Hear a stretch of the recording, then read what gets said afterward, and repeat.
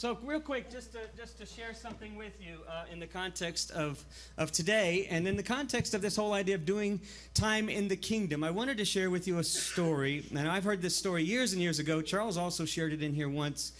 We don't always tell it exactly the same, but it's a wonderful old tale about this idea of being present.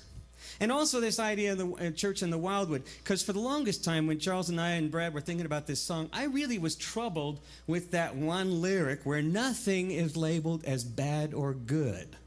And I kept thinking, no, wait a minute. I mean, some things are bad. Some things are good.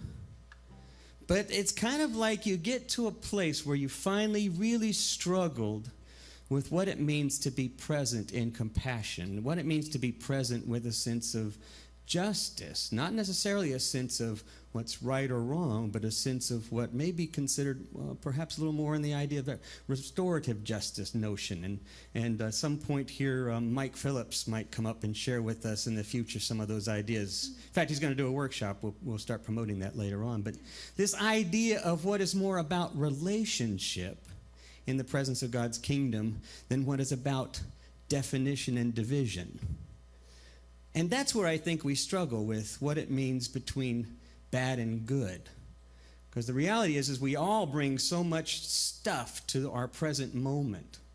I was watching one of the TED conferences where they were talking about differentiating between those people who are past-oriented, literally living our lives mostly out of the past, whatever that baggage is or whatever that definition is, or even if it's our identity that motivates us and moves us, always out of the past. And then there's other people who always live out of the future.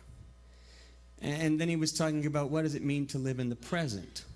Now, Einstein, of course, said that's the only time we have. There is no past, because even the past is understood in the present. It's interpreted in the present.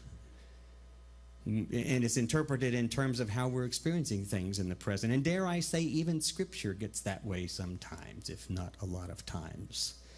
And has been over years. I mean, I was once talking with my wife, Linda, who's all, many of y'all know she's on staff here, and we were having a discussion over the nature of Scripture and that sort of thing, and how many different authors and redactors and revisionists that we talked about, that we learned about in seminary, have had their hand at play, depending on the communities they were growing up or were working in. And she said, Tom, is that hard to grasp? She said, we can't even agree on what the Constitution says. And that was only a couple of hundred years ago. How can we expect to have a real clear idea? Unless, of course, we just go, well, it was God-inspired. Well, isn't that convenient? So I read it one way, and you still read it another way. We can't help but be in the present. There's no way to be outside of the present. So I want to share with you a little story. A farmer once had a horse. It was the only horse he had. He depended on that horse for his farming. But one afternoon, the horse ran off. He and his son went looking all about for this horse, but they couldn't find it. And pretty soon, the neighbors came around to the farmer, and they looked at him, and they said, how terrible for you. You must really be sad. Now there's nothing at all, no horse to carry your wood, your labor. And the farmer said, I don't know. It may be good, it may be bad. Well, a few days later, that horse came back. And it brought back with it a wild mare, beautiful wild mare. And it came into the stable, and the mare followed it into the stable, and pretty soon they saw this beautiful horse. All the neighbors couldn't help but notice. The farmer started with one horse lost. Now he had two horses, including this beautiful mare, this wild mare. And they all ran up to him, and they said, this is amazing. What a turn of good fortune for you. You must be really glad. And the farmer smiled once again and said, I really don't know if this is good or if this is bad. A week or so later, his son, the farmer's son, was out in the stable trying to break this mare. But in the end, the mare ended throwing him, and broke the son's leg in multiple places. It was a devastating, crippling break.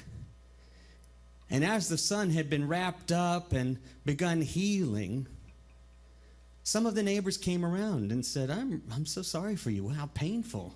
How tragic. Your one son. And now he's practically useless. And to see him in such pain, we feel really sorry. Your grief is totally understood. But the farmer smiled slightly and said, I'm not sure I'm grieving because I'm not sure if this is bad or if this is good. And then a week later, that region went to war with a neighboring region, and the emperor had called all young men to be conscripted into the war. And one afternoon, as the neighbor was standing by the farmer and his son there with crutches, they watched all the young able-bodied men marching off in step. And the neighbor looked at the farmer, indignant, and said, "Say it. Say it. You must be very glad." And the farmer simply smiled and said, "I cannot tell you truthfully if this is good or if this is bad."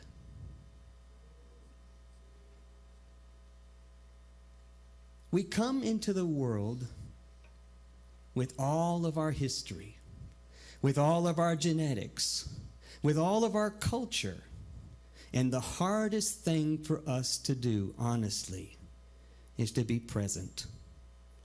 It can be one of the most challenging things, to just be open to the moment. Micah in the Old Testament says that all that's required, and Jesus echoed it in the Gospels when he was asked by the lawyer, what do I need to do? What's the greatest commandment to follow? It says it in Micah, love the Lord your God with all your heart. And then it says, love mercy, do justice, and follow God humbly. Jesus said these are the two great commandments. Everything else rests on that. How do we be present? It takes some practice, no question. To be honest with you, when something bad happens, I can't help but feel bad. When something negative or painful happens, I can't help but sometimes feel sorry for myself. It's hard to look to a friend who's going through a trial, who's just discovered a spot on their lung, to say, who knows? Maybe good, maybe bad.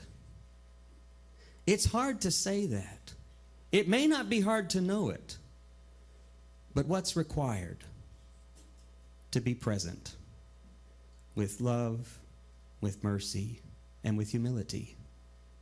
And in that, we may help one another transform our moments.